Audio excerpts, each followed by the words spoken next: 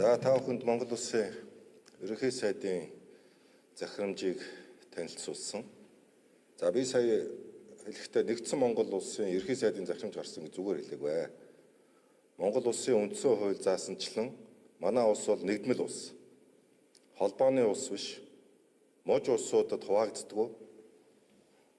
Нэг төртэй нэг Монгол Улсын их хурал нэг ерөнхий сайдтай.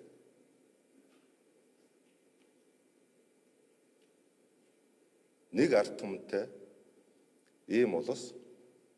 Монгол Улсын ерөнхий сайдын захирамж Монгол Улсын үндсэн хууль тогтоомжийн хүрээнд гарсныг та бүхэн танилцуулж байна. Монгол Улсын үндсэн хууль болон засаг захиргаа нутаг дэвсгэрийн нэгж түүний удирдлагын тухай хууль заасанчлан Монгол Улсын ерөнхий сайдын захирамж гарснаар дараагийн ерөнхий сайдыг 14 хоногийн хугацаанд иргэдийн хурлаас Монгол Улсын ерөнхий сайдад нэр дэвшүүлэх ийм одоо хуульчлагдсан харилцаатай байгаа.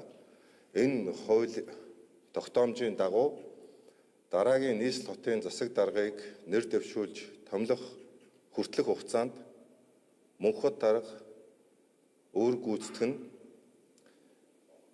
нийслэлийн засаг даргын тамгын газар харьяа байгууллагууд Монгол Улсын үндсэн хууль төр ёс ард түмэнд үйлчлэх үндсэн чиглэлгээ хуулийн дагуу хэвийн тасралтгүй явуулж явахыг Монгол Улсын ерөнхий сайд үүрэг болгосныг та бүхэнд уламжилж чиглэл болгож байна.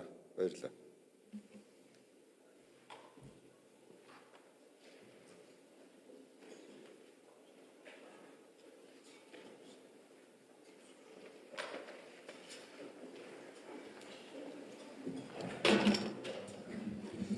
За энэ төвлөлд